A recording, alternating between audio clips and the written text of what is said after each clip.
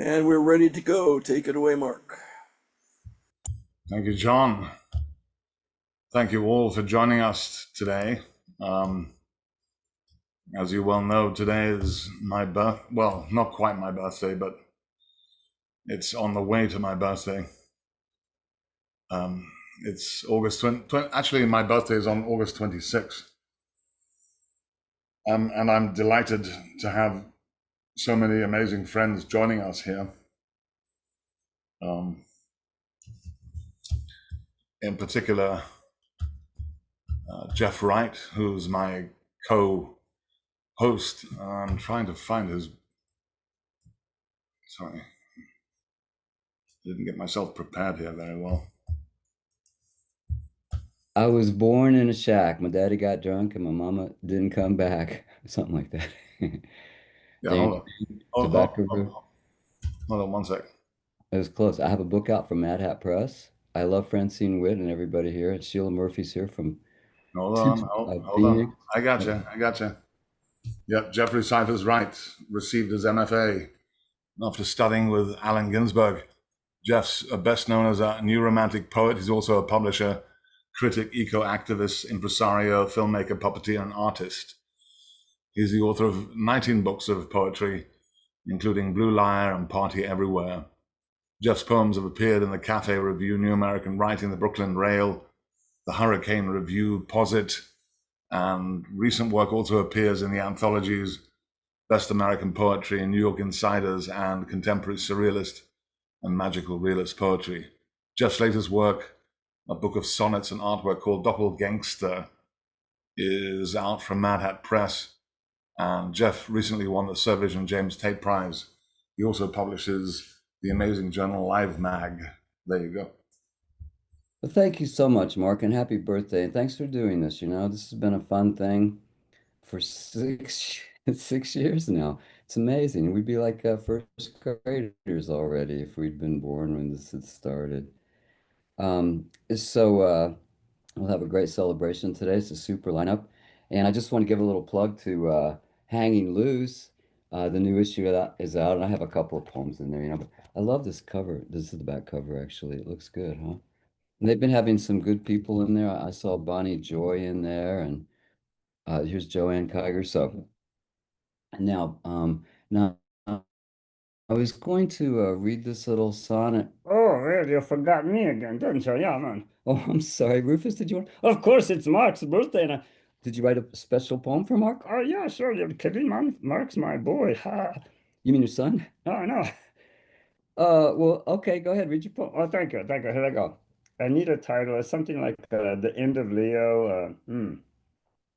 8 cormorants fly over, shifting into diamonds of 4 birds each. Black letters from the sky written in your book. A page turns. What August knows, you don't need to learn. Is that right? Yes, that's some deepism from me. Mark, happy birthday, love. Oh, Rufus, that was sweet. Thank you. And a shout out to all my peeps out there. Yeah. Ow! Oh, Rufus, you're a dog. Thank you. No, I'm a wolf. All right. Thank you for indulging Rufus there for a second. Back by popular demand. My girlfriend. This is a little sonnet called Heroic Coupling. From my window pane tiptoes the day away. Gray on gray, a cloud has a goatee on its chin. Lost in a mansion of trances, I've mastered the art of frittering, getting through. My address, a cul-de-sac, a teacup in the bay.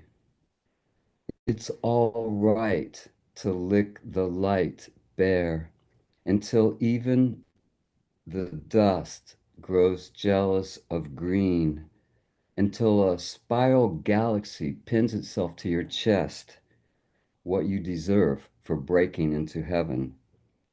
Where have you been, my darling young one? When rain beats down, you become a drum. Night moseys in from the east, twirling its black mustache, asking to see our tickets. Dun-dun-dun. All right. Well, thank you so much for listening to that and heroic coupling. And now it is a great pleasure to introduce the orchid of the show, Miss Cassandra Atherton. Cassandra is an award-winning prose poet, international expert on prose poetry, and her prose poetry is widely anthologized and has been translated into Japanese, Chinese, and Korean. Cassandra has published more than 53, wait, no, that's not right, 30 books. It's a crap load, man. 30 books, and is currently writing an illustrated book of prose poetry on the Hiroshima Maidens with funding from the Australia Council and the Victorian government. Cassandra co-wrote prose poetry, an introduction, and co-edited the Anthology of Australian Prose Poetry.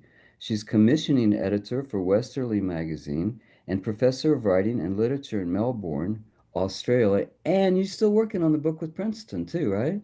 I am. I'm writing an ekphrastic book. Actually, Paul Hetherington is here. We're co-writing a book for Princeton on ekphrastic poetry, which is due in, I think, 30 days. But Paul, maybe I won't. All right, Remind us of that right now. Thank you so much, Jeff. Kia ora, everyone. I'm actually in New Zealand for work, so it's quite lovely here. I would like to read one of Marc's poems to begin, called Quantum Entanglement, a Cosmic Rift. The space between you and them doesn't exist. They may be the mirror of each other, or they may be not what we think. Perhaps they are made of a spooky action at a distance, or maybe cause and effect occur at the same time. Surely space and time are the same, says our world turtle. Do we need the entire breadth of the universe, asks a solitary snail. The universe doesn't exist, says the crow, plucking at the entrails of half a shaggy monkey. Isn't the last state always an exciting instant, asks the sunflower. The air is suddenly thick with clouds, and the eel says, isn't the universe just atoms and particles? It troubles us all, says the crow soulfully, staring at his talons. Deep inside matter, we're all fuzzy and undefined, he reminds. A wave of possibility descends like a rain cloud. So that's for all of us fuzzy and undefined people. I love that one. So I'm going to introduce the birthday boy himself.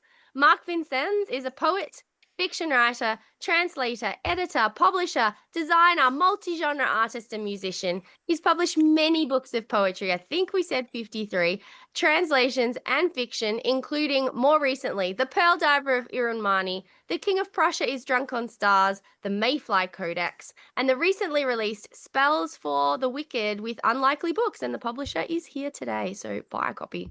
Forthcoming poetry collections are Ironclad with Spite and Dival, All the Tricks of Language with Dos Madres Press, and next year, No More Animal Poems with White Pine Press, also accompanied by a post-classical music and spoken word album, No More Animal Songs. A chapbook, Rocket Ship to the Andromeda Galaxy, was just released. Marc is also a prolific translator and translates from German, Romanian, Spanish, Icelandic, and French. He's published 12 books of translations, most recently An Audible Blue Selected Poems, 1963 to 2016 by award-winning Swiss poet and novelist. You know his name, it's Klaus Merz. And it won the 2023 Massachusetts Book Prize for Translated Literature. His newest book of translations, In the House, Still Light, by Klaus Merz, is forthcoming in the fall. His own work has been translated into many languages. You know them: Japanese, Chinese, Russian, French, Italian, Spanish, Romanian, Greek, German, and Icelandic. He's currently working on a novel entitled The Age of Occasions. Vincenz is editor and publisher of the Stella Mad Hat Press and publisher of New American Writing. He's lived all over the world, from Brazil to China to Iceland to India. He was born, you know it, in Matilda Hospital on the Peak in Hong Kong, but he now lives on a farm in rural western Massachusetts, overlooking Herman Melville's Greylock Mountain, Melville's inspiration for Moby Dick, where there are still box elder bugs, candy-striped leaf cutters, and gold-backed snipe flies. John? Round-headed apple tree borers, sharp-angled carpet moths, and thread-legged assassin bugs. And spineless hornworts, clammy hedge hissops, and little cloteen hearts. Quit. Six-spotted tiger beetles, black caterpillar hunters, and emerald euphorbia. I love it. Cindy? Eastern ribbon snakes, four-toed salamanders, and northern red-bellied cooters. And Bob, the kitchen laureate. Golden spindles, bleeding fairy helmets, and irregular earth tongues. And thank you to John for the list. And I picked the ones from the list that I thought went with people like Emerald Euphoria and Bleeding Fairy Helmets. So, Mark, we've learned all about where you live. So, please read us a poem. Lots of insects tonight. This one's called Shoulder Roll, a prayer from Spells for the Wicked. The entire corpus moves in sync to what feels obscure, unidentifiable, seemingly insignificant, unnecessary, a flickering, if anything at most. For all those presumptions made, the high living accumulated in pounds of sugar, with the weight of the hot sun overhead, burning all those fertile pastures to bread, for the sake of a god soul who dwells in the outer atmosphere, beyond the rain and the clouds, beyond an entire corpus of mythologies that wind their way down the narrow passages of the labyrinth of the mind, where minotaurs and other methodical constructs move in sync with what feels obscure, unidentifiable, seemingly insignificant, unnecessary, a flickering. So that's Shoulder Roll. And let's see if I can manage to get this one up on the screen share, because the image by my illustrator, Jake Quatt, is just so damn good. I hope I can get you to see this. Let's see if I can do this. Here we go.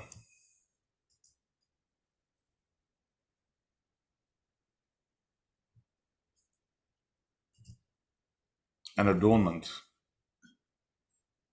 And who would wear a cross or a star? Why the need for shades of eyes, or the angle of approach for a rocket to land free of all her fumes? You wore a tiger tooth, as if its power might settle down on your soul like some kind of bothersome fly zigzagging through the sky might settle down on a random dribble of gooseberry jam. Who would wear the clouds or think that a cross or a star shone down upon them from the crystal clear space, plucked them out of the soup? Herd immunity is not what it's cracked up to be, but here in the herd, here's what's said. I should like to wear the clouds as my robes, the sun as my headdress, featuring plumes of alive-making stuff. But then, how could the sun appear just out of anyone's head?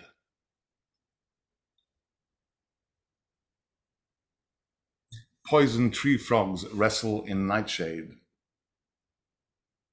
1. They say there are a series of islands across the Pacific, 42 all told. That's if you count the provinces of Madagascar, where on each island there is another color of poisonous tree frog. All the shades of light, something from everything in the prism. Here's a red frog on island 1, And there's a purple frog on island 2 and turquoise blue on island 3. 2. Honestly, it all frightens me as I sit here in a vessel destined to island 2. Don't get me wrong, I've always favored purple, violet, indigo, delicate, bittersweet, mildly poisonous. 3. First foot forward. Be brave. But honestly, this is all hyperbole. The first nights were adorned in black snakes, twinned devil spiders, something like an anaconda that fell from a vine. On the other hand, there was all the champagne and cheese. We were giddy as children until midnight. 4. On the third night, they appeared, the purple, the red, and the blue, chest to chest. They each weighed in at 2 pounds, but they each wore the mark of success firmly tattooed to their foreheads. 5. I remember one wore a figure 8, or perhaps it was infinity. I think that was the red one. This was a fight for Purple Island, which red clearly planned to turn red. On the other hand, blue, who we all really knew was the one, wore a simple tattoo. It was a straight line, a number 1. Here too, purple was cool. His tattoo was no pictogram or cipher, no hieroglyph or rune. It was a clean board, a blank slate, a clearing. Clearly, the battle was already won. 6. And as each retreated behind a mesh of vines and lianas, Purple strode out like an eager angler, climbed the fish-scaled bark of his most precious tree, and from the very roof of the clouds, over a stormy, swaying sea, he watched the corners and curves flow into his webbed fingers.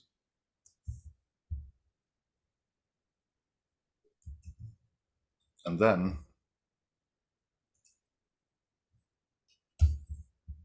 another strange one.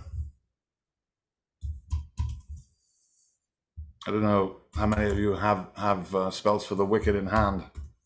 There's a very unusual poem in this one, which I have no idea. Well, I do have an idea where it came from. It's called A Casual Curry Party Under Glass Eye. Curries come about quite naturally.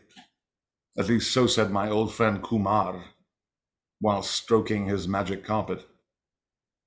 Immigrants land here from all over, he said, chewing on betel nut, pouring me a glass of mint tea. His hands weren't steady, so he spilled a few drops. His ama yelped from the kitchen. She was massaging some kind of dough with roasted cumin. Did you soil our magic carpet, son? We spent hours between lunch and tea time cleaning, then brushing said magic carpet. Honestly, to me, she seemed fairly run of the Grand Bazaar.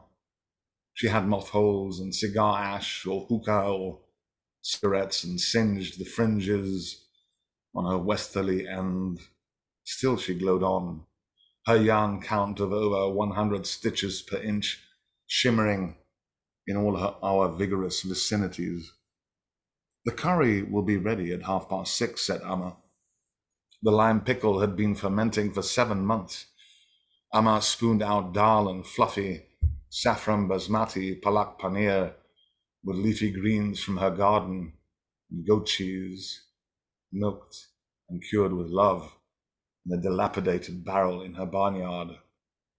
The owls glared in the windows as we ate. The brazier flames rose and wavered. The bats started circling at 7:30.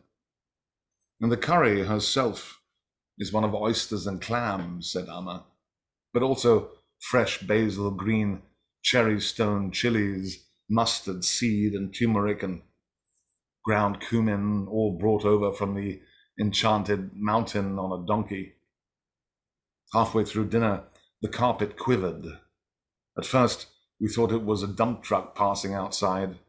Kumar hiccuped, sucking on a clamshell, and somehow resonating with the mood and Amma's warm carry that rested in our bellies. The carpet hummed an ancient tune of sheer delight.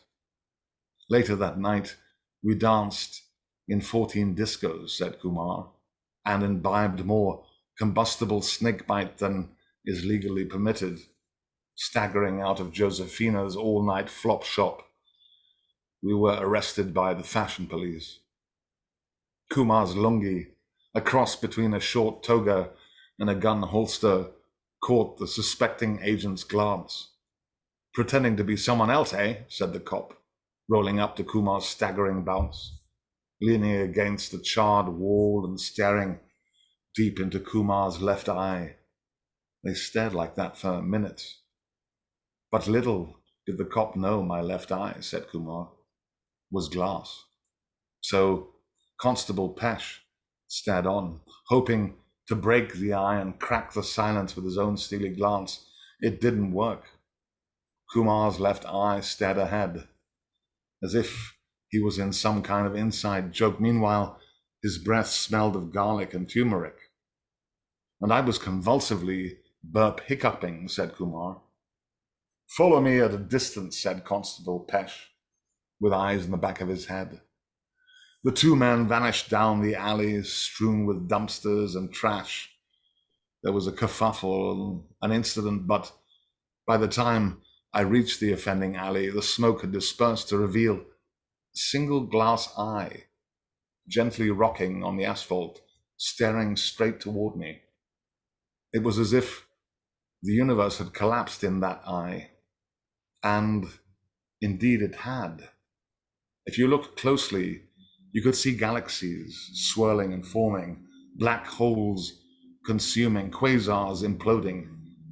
And later at home, when I put the eye under a microscope, I could see Kumar floating freely in the cosmic waters, flying really, as if upon a magic carpet.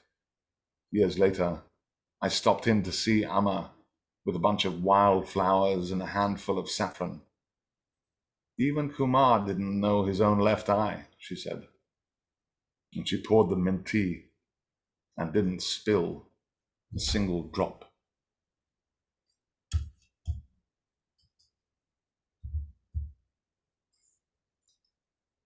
Quite a strange poem, don't you think? But, you know, surrealism is realism. Next we hear from Paul Hoover, who unfortunately can't be with us personally tonight, but he has sent us a video which we will hear imminently. Paul has published many poetry books. His most recent is O and Green, his new and selected poems, and the Book of Unnamed Things, both with Mad Hat Press. Paul is the editor of 2 editions of Post-Modern American Poetry from Norton, and of course New American Writing, the journal which I co-published with him. And he has published a collection of literary essays, Fables of Representation, and the Vietnam-era novel Saigon, Illinois, from vintage contemporaries. His translations also include, with Maria Baranda, the complete poems of San Juan de la Cruz, and with Maxim Chernoff, the selected poems of Friedrich Hölderlin. Paul teaches creative writing at the Department of San Francisco State University. So here's Paul. John?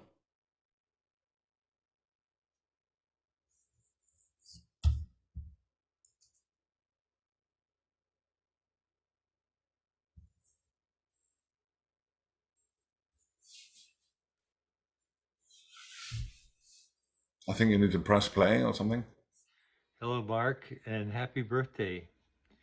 I'm glad to be able to celebrate this with you by reading one of your poems from Spells for the Wicked. The title is Glasnost. This time of year, it all shifts, slips, scuttles ahead, perhaps unappreciative of the subtle nature of sensory perception. Bursts of radiation, cascade across the mountains down into the valleys, where deer and ibex graze the pastures and rocky outcrops. Everything is transparent. The grasses whisper softly. Meanwhile, the man with the nightstick prods you gently in the chest, asking politely for your transit papers. And that man is Vladimir Putin. I'm going to read a couple of my own poems from a book that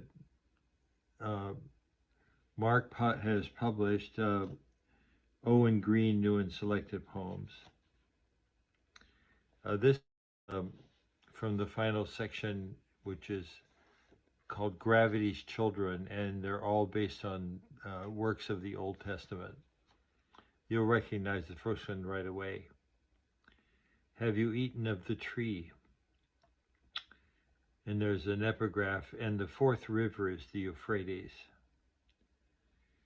The first day was a long day, and the first night nearly eternal.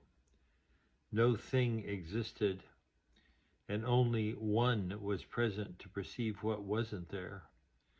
No meaning as we know it, difference was bound in the all. On the first day, water. On the second day, land. On the third day, two kinds of light, one of them night. On the fourth day, laughter, and darkness saw it was good. But when God laughed, a crack ran through creation. On the fourth night, sorrow, staring away from heaven, torn in its ownness. No evidence then of nothing, but worlds upon worlds, underwritten, overflowing. The worlds of fear and longing, lacking in belief, and the pitiful world of love forever granting its own wishes. Out of the dust, like golems, God created man and woman and cast them into chance, and man was subdued in those days. All that could leap, leapt, all that could weep, wept. And a river flowed out of Eden, inspiring in the dry land a panic of growth and harvest season. The newly formed creation took from flesh its beast, and from each word its sentence. And early loves and hatreds blew from thistle to thorn. Each thing that God created he placed before man so that he might name it. Cloudbank, Hawk's Eye, Lambkin, and for each thing that man made, God provided the name, Andiron, Nietzsche, Corporation. All speak of pain subtle in its clamor, as when the child dying sinks into its skin as under public snow. Heart-rending each termination, God shaken each beginning. At the dawn of smoke, pungent as creation, the long chaos rises over these trees. For we opened our eyes in Eden with the taste of fruit on our lips. And I'll read one more. It's based on Song of Solomon, which is, of course, based on the love. House of cedar, rafters of fir. The quote epigraph is, "Comfort me with apples, for I am sick of love." Scent of myrrh on the handles, where an oil is in the lock. Silken is his mouth when he is hard upon me. Young heart, green bed, his fingers are in the stream. He eats of the bitter honey, the sweetness of cherry. Sacrament of the blood and of its winding, sacrament of arrival and of its binding. Expert in earth, eager in flesh, he falls upon me and feasts. The watchmen have not seen him, nor the owl in her nest. His darkness at noon among the white buildings, a hand that was stone builds the inner temple. Sacrament of what is written on the table of the heart, blueness of the wound where he has placed his kiss. Happy birthday, Mark. All the best.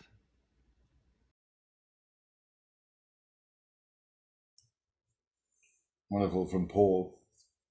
Next we hear from Paul Hetherington, who's over in Australia and is a distinguished scholar and poet, an emeritus professor writing at the University of Canberra.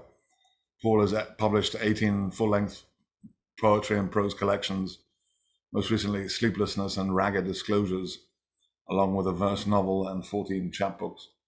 Paul has won or been nominated for more than 50 national and international awards and competitions, including winning the inaugural 2024 Marion Halligan Award and the 2021 Bruce Dorr National Poetry Prize.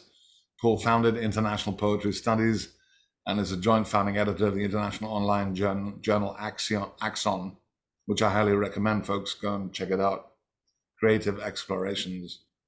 Paul also founded the International Prose Poetry Group, and with Cassandra Atherton, he co-authored the scholarly monograph Prose Poetry and Introduction from Princeton University Press, and co-edited the Anthology of Australian Prose Poetry from Melbourne University Press.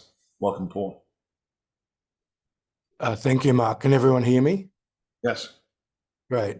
Happy birthday, Mark. And I'm going to begin by reading a poem from Mark's volume, The Pearl Diver of Iranmani. And I think it's a really beautiful poem, and it connects into ideas of memory, which have always fascinated me. Drawing on lives past. In these luminous spaces where valley meets sea, you wait for a friend, and the morning's pale light swathes the mountain with thoughtful language.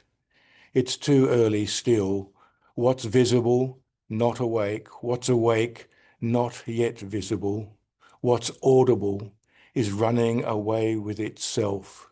Upwards, the stars still present, winking into silence, beginning their dream of bone and flesh, of dazzling storms, an endless text leaping from planet to planet, flowers and trees and fossils to be, a power of such beauty above and below in the pitch beyond death, where worlds are repainted again and over in shadows, where a curious child is hypnotized by a future unknown, and then the dream subsides and walks into itself 4 million times, and sky flows into the room on the edge of this space, dreaming out of sight or in the light for other eyes high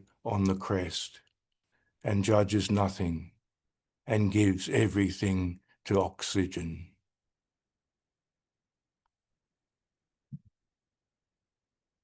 And I'm going to just read a few poems from a chapbook I published recently on the subject of grief. It's a sequence of prose poems, short prose poems, entitled Aegean Blues, obviously set in Greece. And part of it draws its inspiration from John Fowles, who wrote, "We used to have a nickname for the sense of inadequacy and acidity, the Aegean Blues," and he was writing about his time on one of the Greek islands. So this narrative is in 21 parts. I'll just read a few of them. The girl on the ferry looks left to the harbour, and I watch you on this fractious ocean. It's as if, in affection, we approach a long hidden idea, rising like a city within our blood, and blood's corpuscles and the corpuscles of light show whitewashed buildings. We know them as intimately as we know each other in a landscape scattered with hewn stone. Fondness and grief embodied at once, attesting inheritance. We're ensconced in arrival, and though the first blue evening is slow to come, It's a form of witness we adore like penitents searching salvation.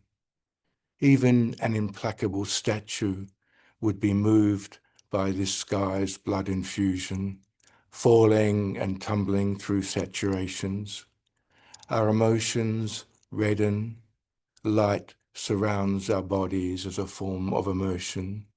We spill into heartache. An hour later, there's a weird airiness with the blue cast of truth. Sculptures sing with intolerable sounds, laments from the old world carried to an encroaching morning, ghosts pulling the language from our mouths, our griefs emerging from hibernation. The museum's plinth choir tells us of loss we've brought together across the Aegean, a reciprocal knowledge we barely shared. It's a joyous agony to confront the emergence, like a discordant song. Your private grief quietly returns, a sense of your inheritance forgetting you, a longing for elusive feeling. We share it like a bitter chocolate, dissolving it slowly, tasting it on our speaking tongues, asking ourselves what we appreciate of sorrow's cargo. Later, we swim in the bumping ocean as evening posits imponderable light. You ask uncertainly, resolution blue? We kiss our agreement. And just at the end of the sequence, there's just two very short poems, which I'll wrap this up with. We would speak of affection, but sit in silence. The taxi turns and we watch the Aegean. I imagine triremes rowing away, this ravaged world, the beauty it holds in museums and hillsides, climbs into mind as if the past underlines its yield. Leaving you is to take loss by the hand as a ferry's wash collars my dreams. Your fingers remain imprinted on my arm. At the airport, our farewells fall through decades. I glance at the departure board, not taking it in. Thank you and happy birthday, Mark. Thank you, Paul. Next, we hear from Grace Cavalieri, who was Maryland's 10th Poet Laureate from 2018 to 2024. Grace founded and still produces The Poet and the Poem for public radio, now on the Library of Congress, celebrating 48 years on air in 2025. Grace holds 2 Allen Ginsberg Awards, the Patterson Award, the AWP George Garrett Columbia Bordighera AAUW Awards, the National Commission on Working Women Award, and CPS Medal Award. Grace is an Academy of American Poets Fellow. She's had 20 plays produced on American stages. In July 23, 25 years of her podcasts were sent to the moon. Sent to the moon from NASA on Lunar Codex. Grace's latest poetry books are Owing the Not So Distant World in 2024, and then Fables from Italy and Beyond, 25, and The Third Voice from also 25. And these last books were written in collaboration with musicologist Jeffrey Himes. Welcome, Grace. Thank you so much. Thank you, Mark. Well, in reading your recent book, it is philosophical, it is colloquial. I told you it is mythical, it is mysterious. And so I chose 2 poems that I feel have a great mystery in them. And I could easily hold a seminar on each of these very slim poems. One is, they frame the book. One is the first poem in the book and one is the last. And so I will read the first poem. Behind the curtains, someone said, beauty is the birth of nothing.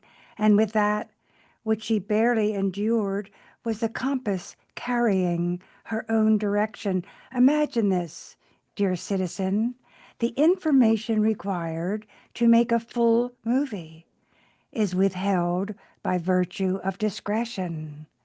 Something apportioned in wide-eyed increments, information which, by virtue, is nothing more than beauty. And remembering that the poem starts with beauty is the birth of nothing creates this great context for mystery in the poem that I like very much. And the last poem in the book is very simple, but also has an argument in it, a surprise in it, which we know is typical of Marc. Spell for the replicator. How does one duplicate, let alone multiply? Looking back into the mirror of time, the fundamental principle evades herself. I understood that. Marc asked that I read one of my own, and I thought, he has every kind of poem in this book. What is the only kind of poem that he doesn't have? And I thought, it's a love letter. So here is just an old-fashioned love letter from a recent book of mine. It's called Can I Count on You? If I were lying in a boat in a wedding gown, would you see me floating by? If I named a star after you, would you lie in the grass looking up?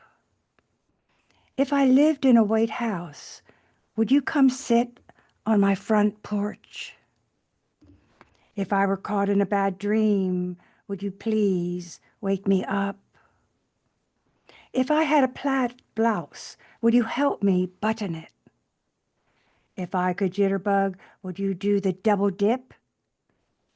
If I were a red cardinal, would you hold out a sunflower seed? If I caught all the fireflies in the world, would you give me a big jar?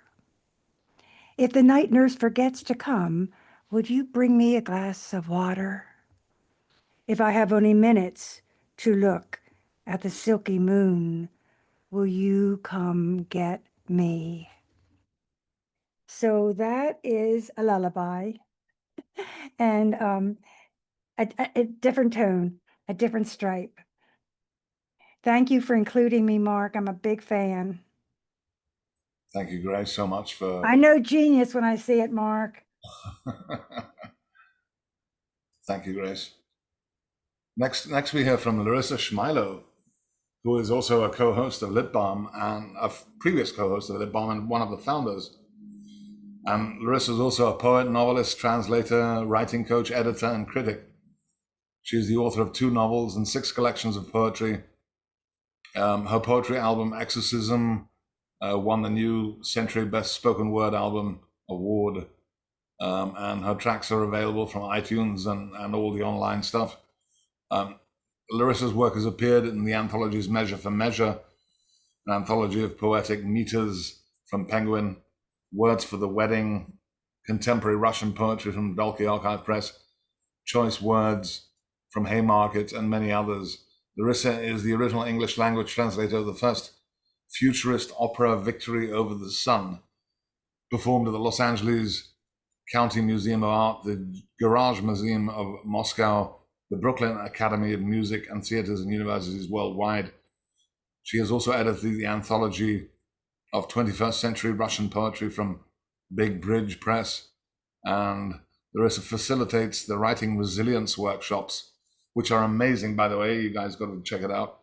And she's also the author of the anthology, from a writing resilience anthology. And her mission in life is to help mentally ill people through writing. Welcome, Larissa. Thank you, Marc. And happiest of birthdays to our prolific and brilliant poet. I'd like to read 2 poems by Marc. The first is Data Drawn Through Light, Artificial Intelligence, Artificial Evidence. Data, known in her foremost human form as evidence, knows how to stage a crisis. and shepherd misinformation to her best advantage. A refugee leaves the building. An apparition materializes. A word begets the audience. Which word might you ask? Spiritual, elemental almost, and nothing short of divine and ethereal in nature, ergo intangible, yet deeply felt. In the crowd, I atone alone. And I would like to read a vintage Marc poem from Mao's Mole. Under an auspicious eye, the Monkey King, Karl Marx, Charles Darwin, and Mao Zedong do breakfast at the Four Seasons for Arthur Waley. Hey ho, says the Monkey King, tucking into rashers of bacon, entirely forgetting that his dear friend Piggy, whom he journeyed to the West with, was entirely pig. Welcome, comrades, says Mao, digging into scrambled eggs, and to the disgust of all, leaves his cigarette smoldering and rests his oily chopsticks on the tablecloth like a real country bumpkin. Years in caves will do that, mutters Carl, who abstains from solids and sips ladylike on his coffee, which, by the way, he prefers cool, as he says it burns his sensitive lips, without which he might not talk like a reformer. Charles, in his absent fashion, orders himself an entire grilled fish which Mao says has been plucked straight from the Yangtze and fattened on all manner of swarming insects, dragonflies mainly. The Monkey King sniggers, and having wiped his plate clean, somersaults over to the buffet for seconds. Carl glances at Mao and Charles and says, perhaps they should not have invited the uncouth ape. Mao goes quite white and reminds the other two that the Monkey King was born from a solid stone egg, and in case they had forgotten, says, stone is the bedrock of a nation. Charles, sucking the ice from his fish, says, yes, Mao, you're quite right. It entirely slipped our minds. And somewhere in the lobby, tucked behind his tabloid, and a headline that reads, wisdom comes in many guises. The Buddha is sipping a gin and tonic and chuckling.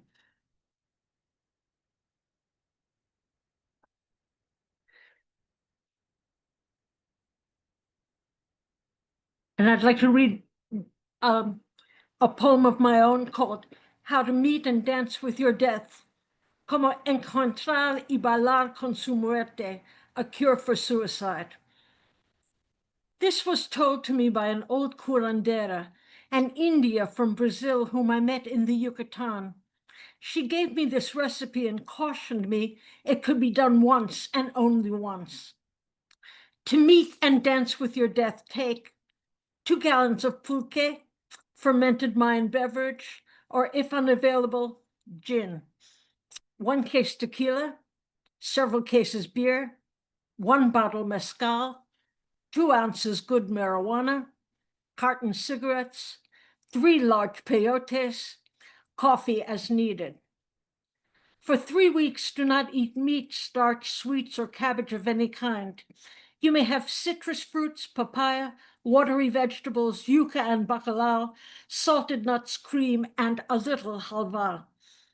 Drink and smoke every day, reserving the mezcal and peyote. Smoke the marijuana in silence. Drink only when there is music playing and people are dancing. At other times, walk, preferably uphill. Bailar con fuerza cada dia. Dance vigorously every day, either alone or in a group, but never in a couple. Be friendly with the other dancers, but dance with no one partner longer than a few moments, and do not stay in one spot as it causes blood clots. Dance until your hair and clothing are entirely wet and your chin tilts upwards naturally. When you are not dancing, be silent or listen to the music, but do not chatter and certainly do not converse. By all means, sing and chant, but do not ululate, because this brings forth unnecessary demons. When you have finished the pulque and most of the tequila, go to the city. Find 2 men, 1 dark and 1 light. They will be your guides. It is good if you like them, but they must not be your lover. Your lover always blocks your view of death. Su amante oscura su vista de la muerte. Go together to an old room and take the peyotes. Chop them well and mix them with strawberries and yogurt. The sour will help you not to vomit as much. An hour after you've taken the peyote, the light-haired man will appear to be asleep. Do not disturb him. He is calling your death. Take the hand of the dark man. Ask him where he wants to go and go with him. He will lead you to your death. Follow the dark man until he brings you to a crowd of people. You will see familiar faces in the crowd, family and old friends, but each time you turn to greet them, it will be a stranger. This is where you will meet your death. Your death will be a man who looks like you, a little taller, but with the same color hair and possibly the same nose. He will be wearing a hat. He will appear preoccupied, perhaps agitated. He will be sweating. You will wonder where he has come from and whether he is sick. Do not ask, and do not ask him to dance. Wait. When he sees you, you will feel something just below your hair or in your nostrils, as if the room suddenly had become very cold or very quiet. You will hear a song, an unusual but very familiar song, and then both of you will leap to the floor at the exact same moment and begin to dance. You will dance for a long time, and you will never dance better. Death will continue to sweat. As his face begins to shine, you will see beneath his skin and know that you are not dancing with a man, but with death. After that, you will never fear him again, nor seek him. When the dancing is over, go somewhere and drink the bottle of mezcal. Leave the worm in the bottle for death. Do this correctly the first time, because it cannot be done more than once. To do this once is sagrado, sacred. To do this more than once is common, so no lo jode.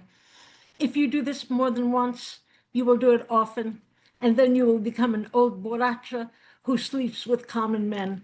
Punto. Thank you.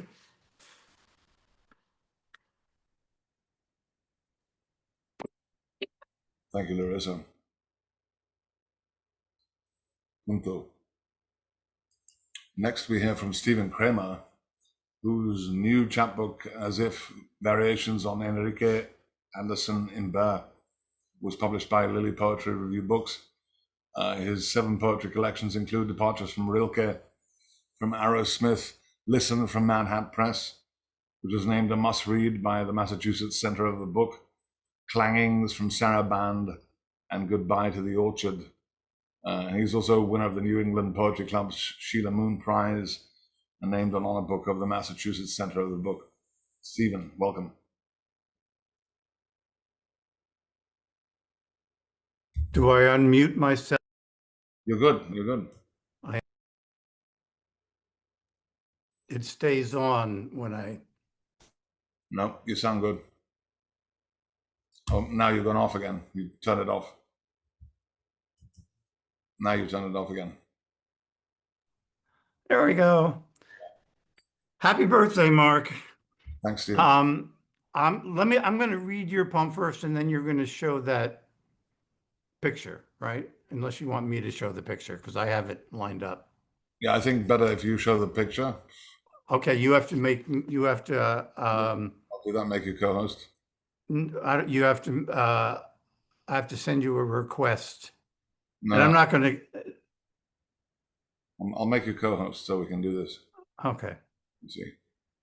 And I promise I won't keep the picture up long. I'm convinced Mark is more than one person. And I also want to give just a little shout out to a book that Mad Hat has just published by Oskald Melnichuk. A friend of mine goes back to when we were 18 years old. It's called Venus of Odessa. It is Oskald's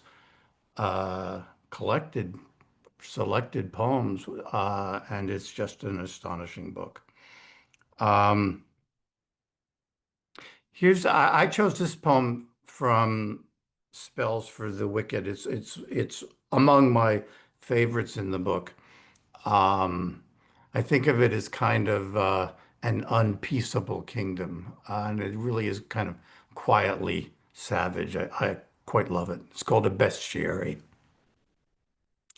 All the lions have gathered, claiming their space as kings and queens of beasts.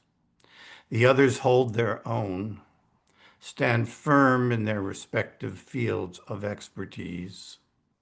Those who congregate, those who scry, those who hold back in waiting, and those who fly above this pasture of incidental pleasures, where, across the valleys and the forested inclines, all manner of life may be pounced upon. Up high, the eagle stakes her claim. That one is mine, she cries. The other birds hold back, allowing themselves to be carried aloft by thermals until their majesties have had their fill. On telephone poles, ravens and sparrows eye the scene from all angles, working the currents and the updrafts of pollen and bees. They know the best meat is near the heart, firm yet malleable. The battle for the last scrap of flesh continues. John, can you make Stephen a co-host? He is.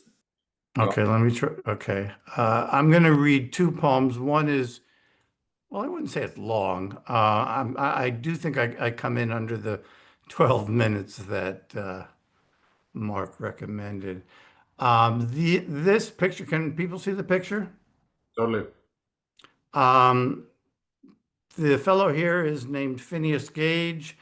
In 1850, he was a railroad construction foreman, quite famous, and I think a lot of people here probably know him, who survived an accident in which a large iron rod went through his head, destroyed much of his brain's left frontal lobe, and the effects on his personality for his remaining 12 years are disputed. But he is sort of a kind of a milestone in the investigation of the brain and personality. This here is obviously a reproduction of the brain and the trajectory. The skull itself is where else? At Harvard. This is called Phineas Gage, American. I'll just say a couple things quickly. It tries to, and I hope succeeds in juxtaposing two subjects, one impersonal, one confidential, if not confessional. It uses the term panpsychism, which I think is becoming current enough not to be confused with pantheism. SRO, most people know means standing room only, and there are a number of quotation marks. It's in sections. I'll pause at the sections. They're not numbered. The title runs into the poem. Phineas Gage, American railbed foreman in his Sunday suit, misnamed the American crowbar case, aims his right eye from a daguerreotype circa 1850 and, with both hands wide grips his tamping iron, offers it to us, really, like a gun barrel or a ceremonial spear.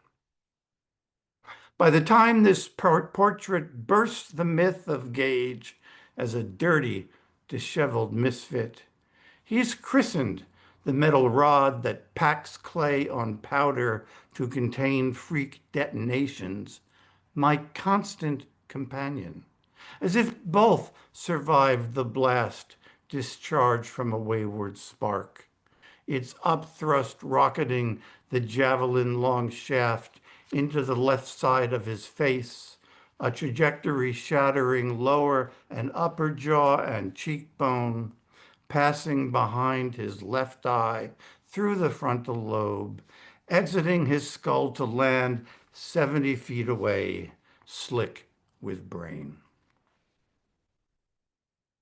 Shut lid curtaining the dead eye behind it. Gage appears to wink, seemingly aware he excites wonder, his right eye wide with this fluke of extra life.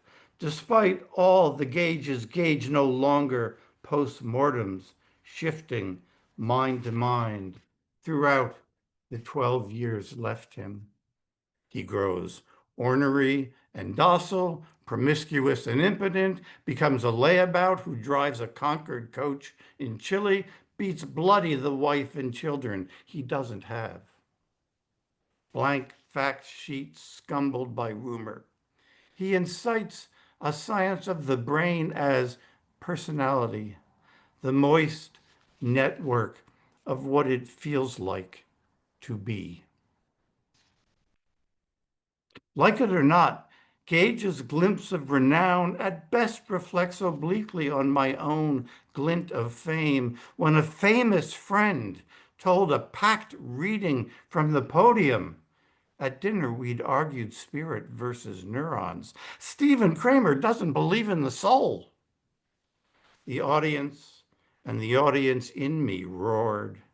Although I suppose you'd have to be there and be me to sense the revelation morph from ribbing to outing my allergy to faith or faith in disbelief.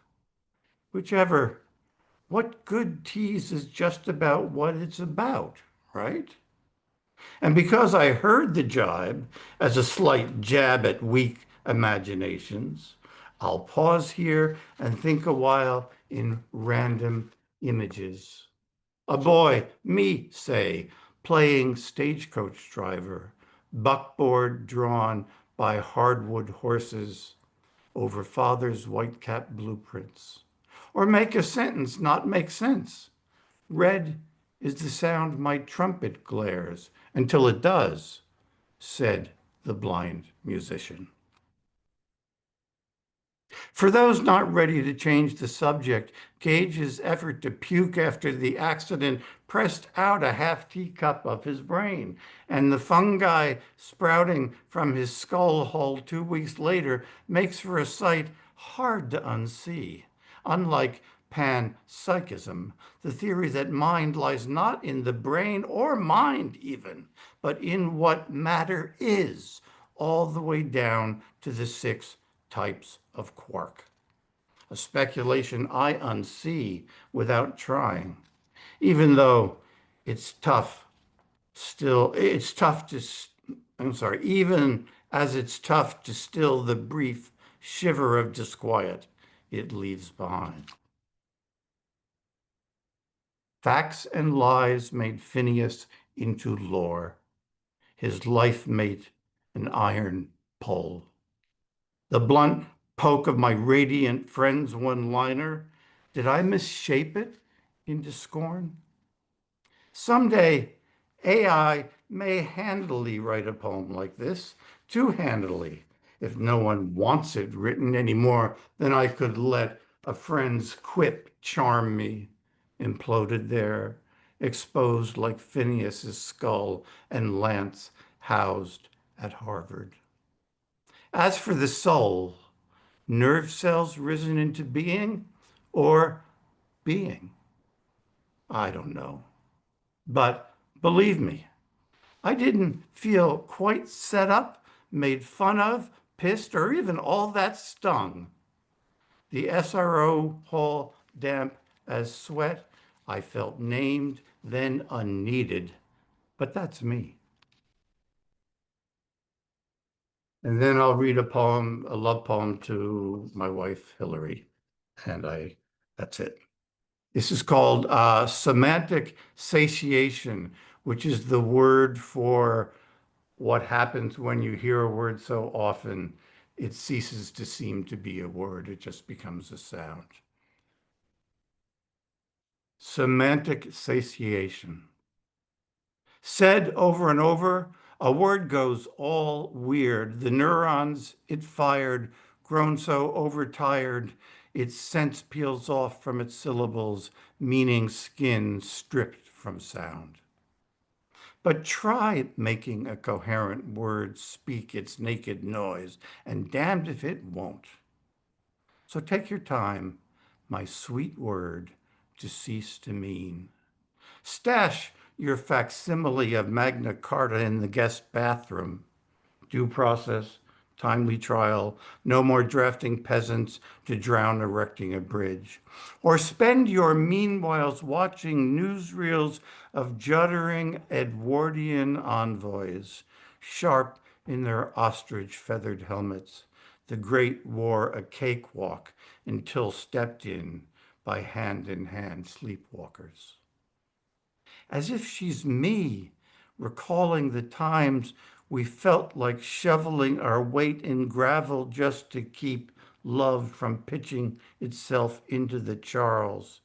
Hillary looks up from her nook, and no reason I can think of makes me think how books printed before the 1980s turned brittle yellow from the acids loosed as the paper aged. And together, how we read Tess to a pulp. Remember? Yes, I do, I tell her, wishing without a word that each outlived the other, nonsensical as that sounds and is. That's it.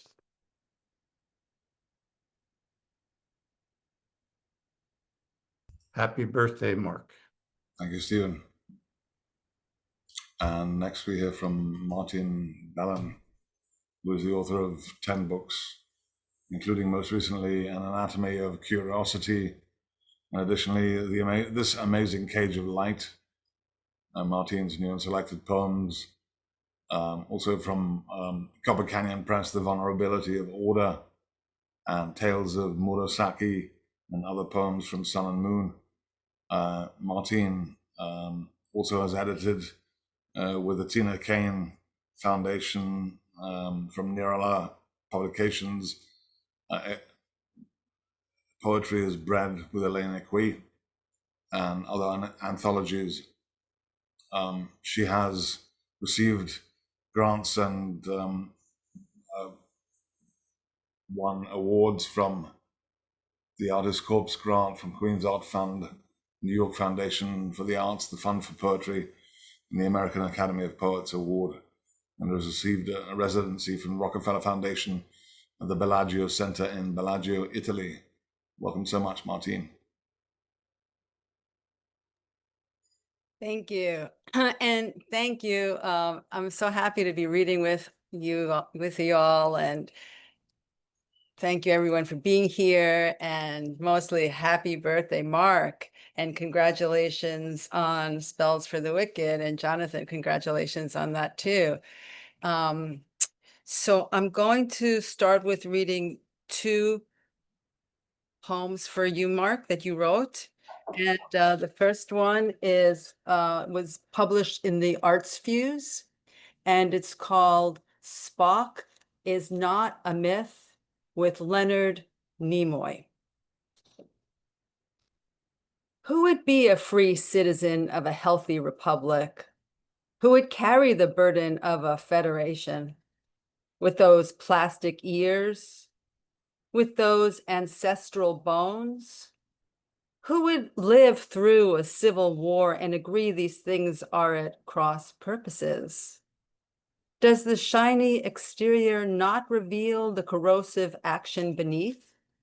And what of that lost cargo? Which captain would apportion it out? Either the fat man who plays Chopin on a zither with his index finger, or the tramp who wanders home with only one flapping shoe? Perhaps the green dancing woman with that twitch in her lip, or the overblown lizard with the roving simian eye. For some reason tonight, Earth seems in low orbit. And I'll read one very short piece from Spells for the Wicked, and it's titled, This World Could Be Yours. The best guess is we're incredibly fortunate. Tie a black thread around your big toe and keep on praying. And so thank you for that, Mark. Thank you for your poetry. We all appreciate it. I'm going to read some of my poems, and in the spirit of birthdays, I'll read a poem that, as you might know, Merriam-Webster has a time traveler tool, which is you can plug in a year and it'll tell you what words were first used in print that year. And so I did that for my birth year, 1959, and I made a narrative of many of the words. And the poem is called, "This Poem Could Not Be Dreamed Up Before 1959, They, Them, There." Their virtual memory attended dinner theater while the other, who was plain vanilla, brown bagged it. Two non-binaries inside one wash and wear flesh suit. Assembly language and REM were accessed for both, though one practiced binge eating while the other suffered picoline olive munchies, binge watching TK. The counter-surveillance spiked their psychoactive dopamine response and thus easily observed was a soul sister in spandex. They swore they owned Lolita's hip huggers at the circadian happy hour, which was jerry-rigged with a tipping point on hump day when hard rock smashed their eardrums and hi-hats. What a horror show viewed from the hovercraft, a no-brainer for a neatnik klutz in pantyhose doing the participational bar crawl between down and dirty oral sextants. These non-novel, open-hearted omniselves on the radio galaxy acted out torch plays while pre-computerized Sherry Lewis lamb chops strung out sock puppet appeared as a rubber bullet, an uproarious knockout along Saturday night specials in zonked cyber zoos.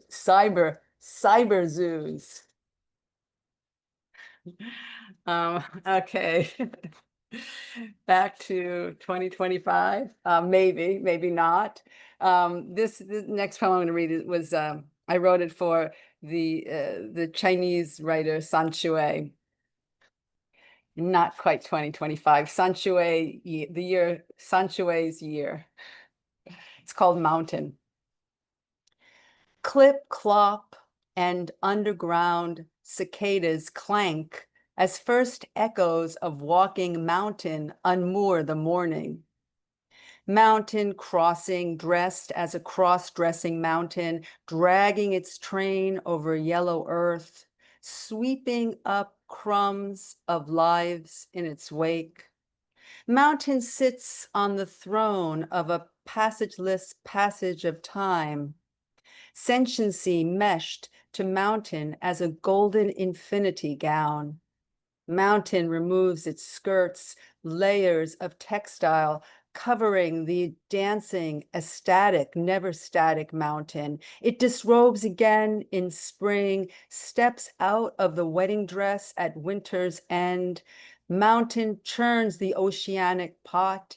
It bellows into a hallowed abyss, lassoing mountain with woven fog bows of light. From where we stand, we can't see mountain, though sense its height and sleight of hand. Mountain humbly bows and hums in our ear. Mountain as earth's primal tree with roots combing the underworld, its crown commanding the firmament by ropey wands of wind. All night, mountain prays on its knees, shuckling, davening to the divine feet that tread its rocky skin. And this poem is it's a list poem about God. It's called Like God. A dangling God, loose-fitting God, like God gliding out of my cat's eye during her last breath. like God pissing, God purring, like stitching God into your flesh during open heart surgery, the way memories are private homes where gods once lived, like how God turns into a roach you want to kill when you're at wit's end, like closing ranks with other mortals to not let gods in, like God moving into memory care instead of my mother, like how we fought our whole lives over which God to believe in, like how God encrypts messages before pressing send for no goddamn reason, like how I meditate to eavesdrop on God, how I pray so God can eavesdrop on me, how we are in God's laugh, like blackbirds flying out from under a foggy dream, godlike harbingers of death, diviner gods, divided gods, remainders and reminders of gods. Today we're wearing our God mask. Today we shuck it and find more gods hiding within us. And this poem is called Palinopsia. You are looking at leaves through a window. Though the window has color, we call it colorless. The way a loved one who has passed away colors how we view those who the loved one loved. As though when they left a pane of glass around their loved ones. As though the tint of the one who has passed away has pressed onto the light of another's life. A loved one who is no longer with us can recede through a window. Now they are on a bus. We are beside them. We are beside ourselves as we think of them passing into a sequestered world that we can only visit through dream, which is another window. We believe we are seeing a new color in a dream that lays between us, which is always there whether we look through the window or not, whether we knock around our contiguous worlds or not, whether we knock into them, whether they knock us down, and we answer that knock on a window we cannot see. Like how we say a loved one passes when we see the light, their life leave their eyes, like how they promised to refuse to walk into that light, like when the northern lights appear in the sky through the lens of a camera, that plasma membrane between what we see and believe we see, such as flashing sky motes for stars, satellites, magnetic charge, though they could be cracks in space and time in which our loved one enters, though they could be holes into God's heart from which our loved one may speak to us, though they could be airplanes carrying hundreds of souls overseas. We might be flying on one such plane, looking at the back of the seat in front of us, the face of our future in a palm-sized movie screen where we play parts we're still learning. We might be an understudy. We might be attempting to understand our new place on a new plane. We might be under the weather, an atmospheric disturbance, a distortion we have recently been perceiving, a distance we have been sensing, as though you are looking through a glass window, as though you are the glass, or posing for a picture before the northern lights, as though you are the light of true north, which is perceived day glow green through the camera's lens, though you are in bed waving good night to a loved one who has left you beside a glass window, standing beside a bus that is leaving the terminal. Your loved one might be receding, or you might be receding. The deep past beside you, a reflection of a life through the lens of a camera, an eyes after image, a memory of your loved one behind a window, looking at branches and leaves. And I'm going to end with in the spirit of poetry and its incompleteness. Thank you, Jennifer. I saw those green hearts. I'm going to read a poem that's in progress, and it sort of looks at where we get these titles for our poems, and it's called Title Factory. So, to save daytime, I met in the deep seas of those ghosty curtains to confer on poem titles. We wallowed in a drift net with conjuring dream wraiths, the twins of wakers, the underwear of solar walkers, their underpinning underparts, their underwater understudies, like digging for ore and yeti in underground dream tunnels, in the dream mine blasted into the side of the sleep mind, astride one's Gothic storage unit, where shelves in dream malls shore up shoals of glassy ocean big box stores. There we shop with dream dimes, silvery splendor worth nothing to wakers, yet ore to sleepers. Why pad my sleep with extra tasks, a waker might ask? Well, when we die, we lose day, not dream time. So, practical fiddler that I am, never carry the same tune twice as an adage I live by. I figured I'd cut title writing time out of my day, the way you cut a head hole in fabric you're using to sew a dream dress that snugly hugs your torso as you vanish between snores in fragmented department stores. I scoop up the titles like flotsam as I float out the dream, flashes of slippery fishes caught on lines, hooked fossils of words that snap the silkworm gut, only to sink back down, salvage and au revoir, into the underside of the understory reservoir.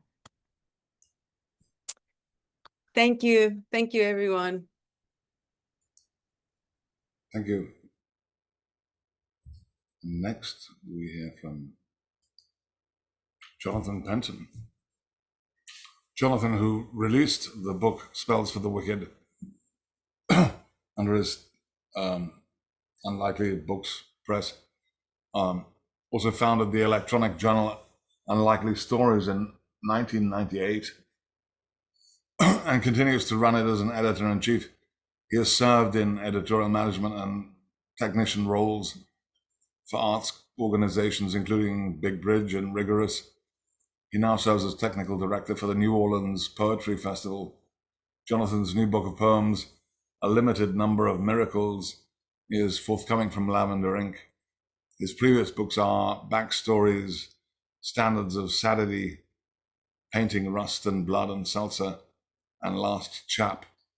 Jonathan lives in New Orleans with his family. Welcome, Jonathan. Thank you, Mark, and happy birthday. Thank you. Yeah, it's great to be here. I'm going to read my own poems first and then Mark's for thematic reasons.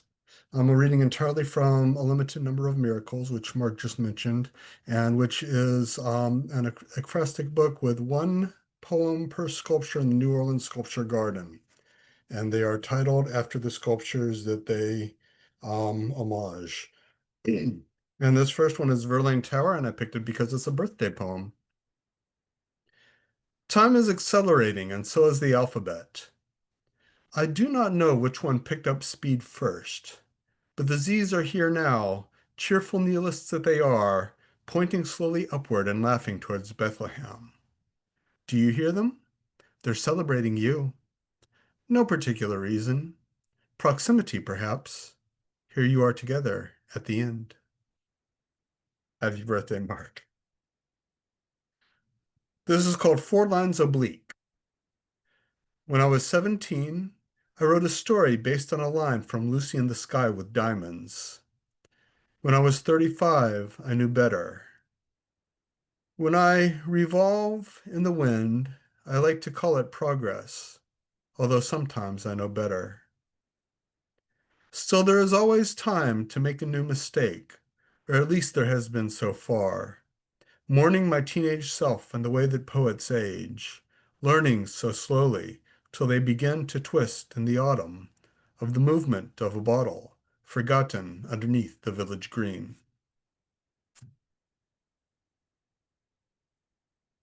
This is called Sanyata. From there I can reach you. From there, it's an easy climb. From here, the concept is absurd. From there, I have no need to reach you, which is good because it is an impossible climb. From here, the concept is absurd. From there, it is less, more, worse than nonsense. The steps are clear and clean, but not geometrical, barely Euclidean. It looks so easy. I can do it. You can, too. I am convinced we never will. This is called The Drummer. But the truth is, you were dead before you began. Perhaps that does not matter. After all, you are brave. You march, but lead no one to share your fate. So far, anyway. So far as we know. There is so much texture in the death of every woman, and yours does not lack for unknowable nuance. Still, you fit in a change purse. Still, you fit in a locket on a strange woman's neck, like the lies my suicidal grandfather told. Your coffin is not biodegradable, but safely conservadox. Your body weighs so little, but takes up so much space.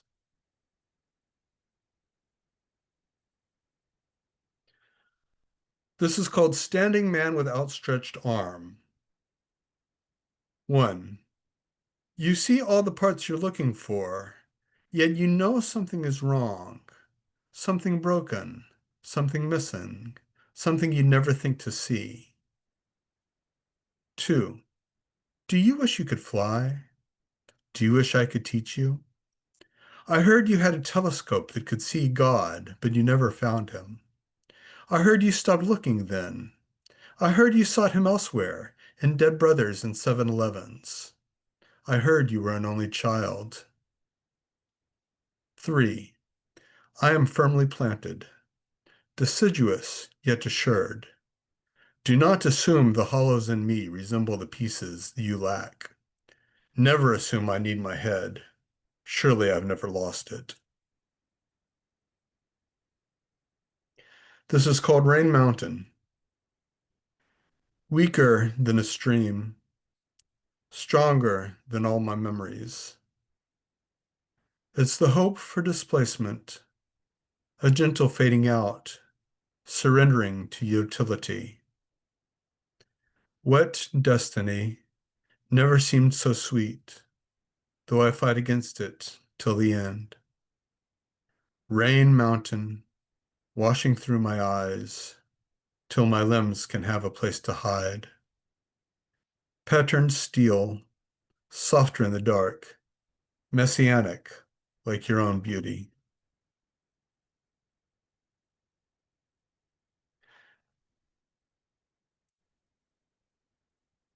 This is too many poems. This is called Fallen to the Ground.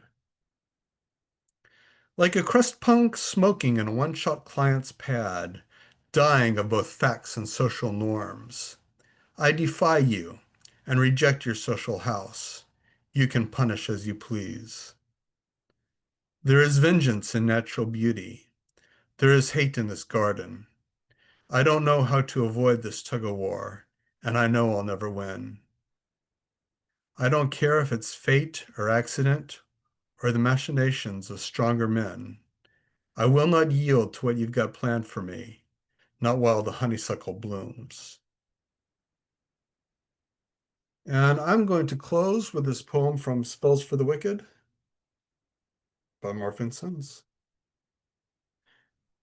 Their Zen Garden. When man has colonized the stars and earth their limp wasteland, having spent all her sun's energy on getting man to tan, to build a hearth where wood and coal and oil scorch a path on getting man to the stars, which, once explored, will reveal nothing more than what we already know, that life is everywhere, that every microcosm may become organic or inorganic matter, even materialize as antimatter.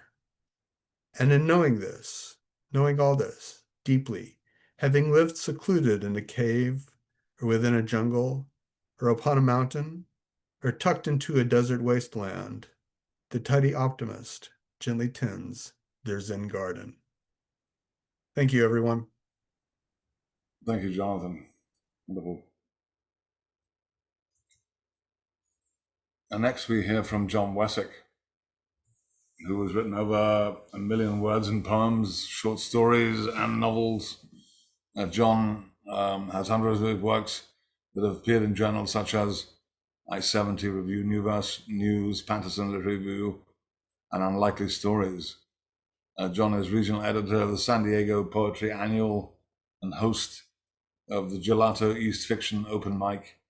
His latest book, Redutio ad Absurdum, is a collection of parodies.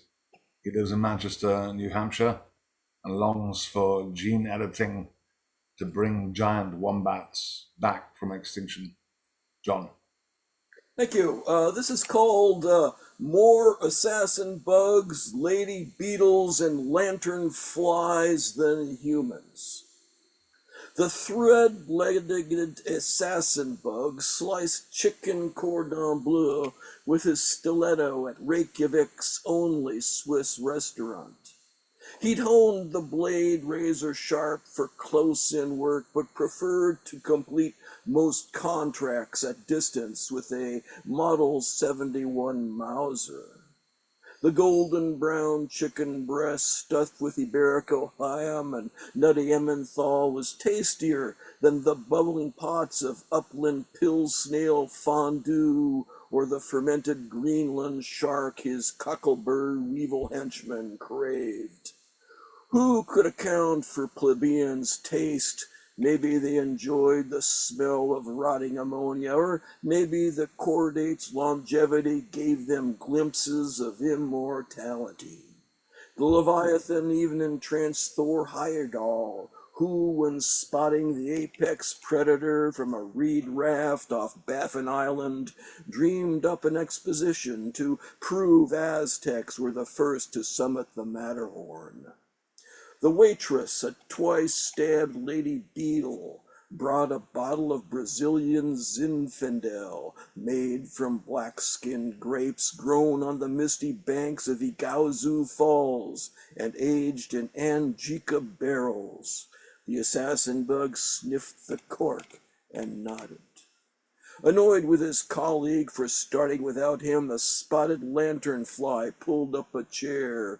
He'd nibbled on a tree of heaven before arriving, as he was resigned to the assassin bug's impatience. The two had collaborated for decades, rooting out infiltrators posing as giant golden orb weevils on Victoria Peak, and recruiting swallow-tailed butterflies in Bangalore. The lanternfly slid an envelope of Icelandic krona across the table and poured straw-colored wine into his glass to toast their success. as well as notes of tatami, boken, and new judo gis fresh from the plastic wrapper. The Zinfandel tasted faintly of neem. As his one-chamber heart seized in his thorax, the lanternfly realized the 10-toed bipedal earthlings weren't the assassin bug's target. He was. The assassin bug motioned for the twice-stabbed lady beetle to clear the table and ordered an aphid honeydew tart for dessert. And I'm going to read one more just because you don't turn 29 every day.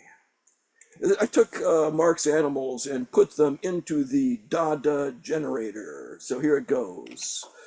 Mira, Catha, six-spotted goldback, and hunters, killer, and tilt clammy, box elder, weevil, southern spring, phlebas, euphoria, bugs, helmets, and salamanders, mud puppies, weavers, double-toothed blood, and cocklebur, leaf cutter, and eastern apple thread-legged, sidewalk, long-jawed, spined borers, asimine sucking and dimorphic hornworts, brains, golden bugs, grebe, sow bug, red-billed mites, pill irregular sphinxes, and celia, a pamia, little paid-bellied, bladder-boiled, eastern mossy, and red-bellied, sharp-angled black, red-bellied, destroyed, candy-striped, stowaways, carpet spindles, black and or pine, cyanobacteria, twice-stabbed webworm, bugs, prominence, trembling, and tree wood louse, drunk, cooters, macella, and assassin, earth peepers, spineless, and back spinners, roadside beetles, flies, north moss,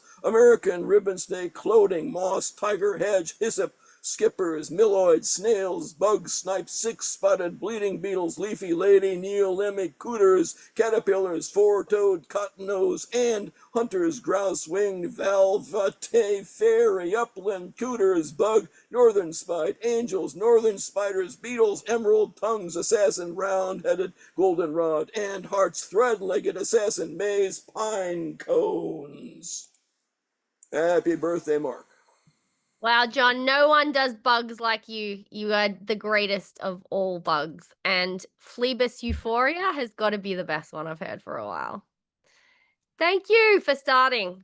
And I'm going to go straight to Vicky, who always surprises us. She used to do sea shanties and now she does so much more. What do you got, Vicky? And I should say, Mike Folds, if you're around, I'm hoping that you're going to read. So hit me up in the chat. Hi. First of all, many happy returns to Marc. And this is a poem called Speaking of Which. A 10-foot pear approaches me in the supermarket. At this magnitude, I notice the mingling flecks of green, gold, and tan on its skin. Wow, I think, you're beautiful. Almost good enough to eat. But I don't say that because it might be misconstrued in some way, and I really don't want to offend. He says, how distressing the fruit and veg section is. I've noticed a couple of distant cousins here, plus the grandson of my parents' neighbours, and I don't know what to do for the best. I'm at a bit of a loss as I have a small pack of pears in my basket, which I quickly cover over so he won't see. I'm sorry for your loss, I mumble. The pear is silent, and I take the opportunity to nip into the next aisle. I feel quite unsettled, and a passing aubergine starts up a monologue on the evils of ratatouille. Then I hear a bunch of vine tomatoes going on about a frisky curly kale, desperate to connect with a ripe Cavalieri before his rich green leaves wilt and turn yucky brown. I can't hear the end of the story as I seek refuge with the frozen vegetables, on the grounds that at least they are dead and will leave me in peace. But I'm guessing it doesn't work out too well. Thank you. Surrealism suits you so much. And I often find the fruit and vegetable sections distressing. So absolutely loved it. And only John Wessick could float eggplants over the screen and get away with it. We have DeWitt next, the incomparable DeWitt. He's not wearing a hoodie. He might be in his chair. He's everywhere. DeWitt. And even unmuted. Well, poetry itself seems to grow out of the concept of a spell, or spell's nearest cousin, a charm. So this is called on charm for Mark. In manners, grace, and accent, such as Southern charm, come again, y'all, or Irish, sure, on top of the morning to you. English, charmed, I'm sure. Enchanté, France. Mucho gusto, Spanish. Greeks bearing gifts. Or in magic, she led a charmed life, as if a St. Christopher dangled from her rear view. Charm bracelets, rabbit feet. Behold a snake charmer.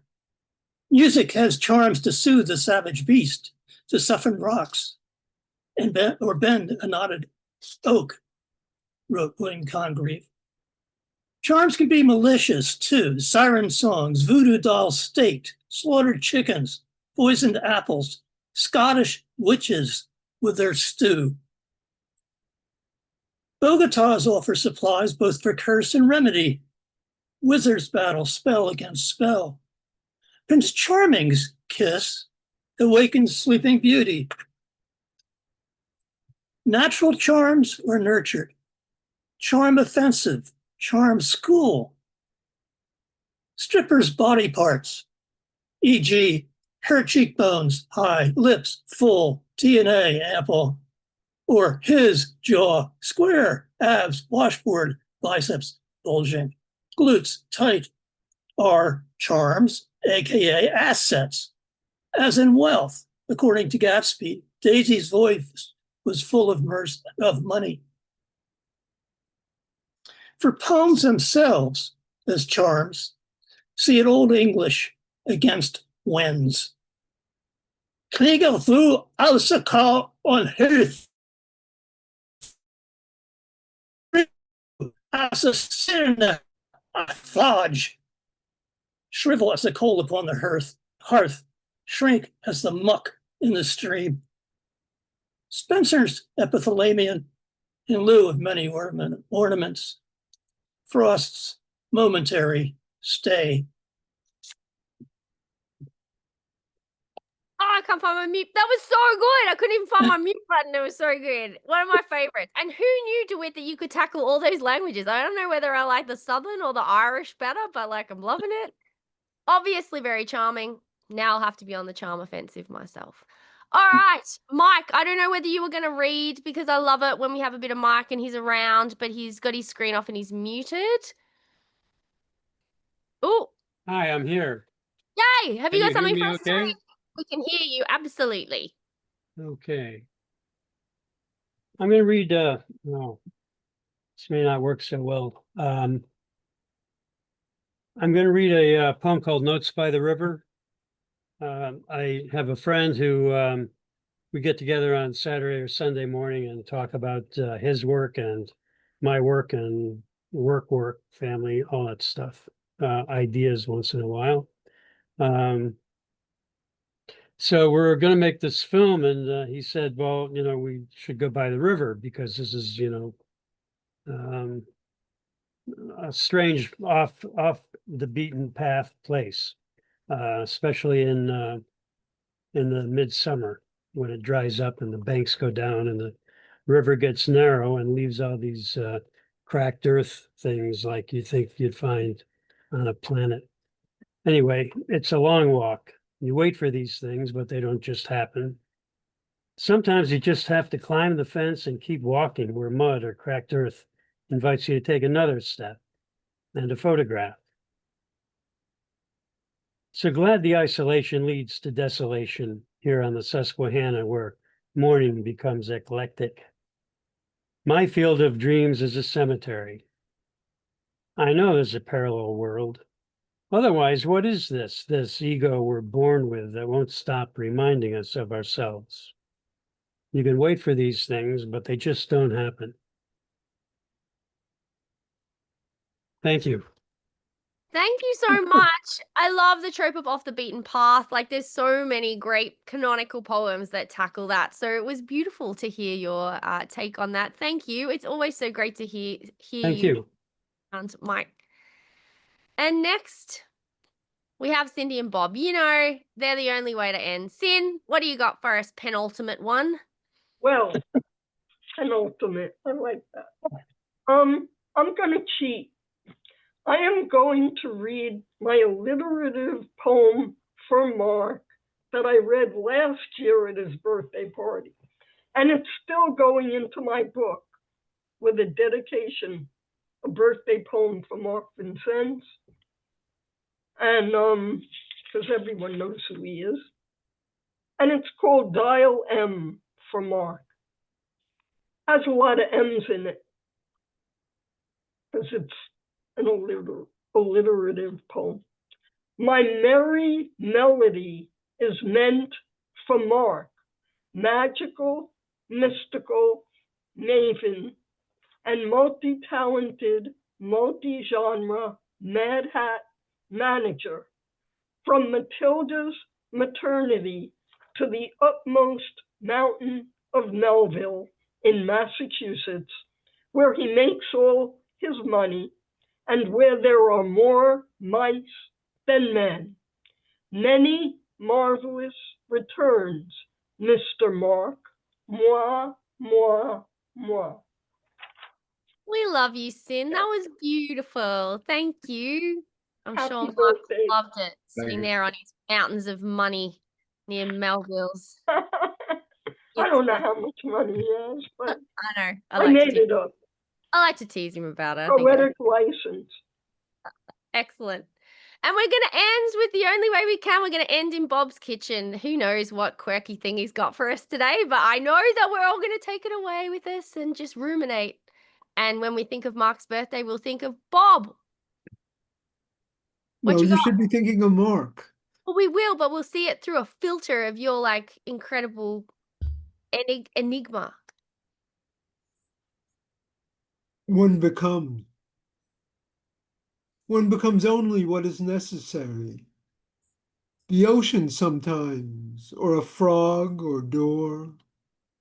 The man painted so that he resembles. The woman a shadow, if she is even seen. The machine never turned on.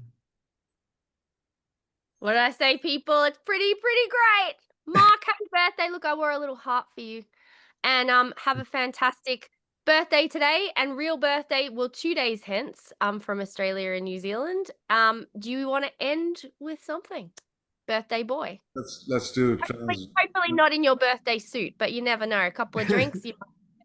let's do transmigration, I think. So this poem is called Transmigration of the Soul Through the Ether. Kind of a small thing. There were many monkeys, all looking in from behind bulletproof glass. They saw our spirits rise as vapors. Yours was green, mine was blue. I remember seeing Trudy in layers of gold as she snaked herself upward toward the clouds. That night, more than 1 million electric eels swam through the sky. The monkeys chittered and chattered through their beards.